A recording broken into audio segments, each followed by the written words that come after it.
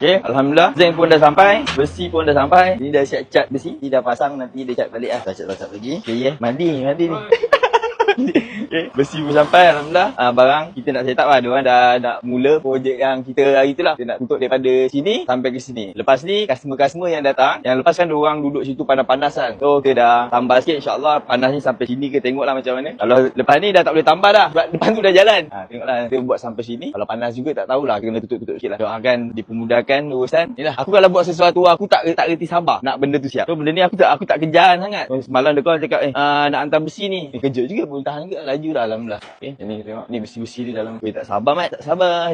Untuk kedai kopi ni kita cutikan dulu sebab kita ada plan lain lah. Tapi kita tengok. Aku tengok sebab kita nak ubah, tengok macam mana kedai kopi ni. Antara kita nak duduk kat sini juga ataupun kita nak cari kedai dekat luar. Apa korang saja? Nak stay kat sini ataupun nak cari kedai dekat luar? Aku rasa lagi kat sini lagi okey kot. Cuma kita nak kena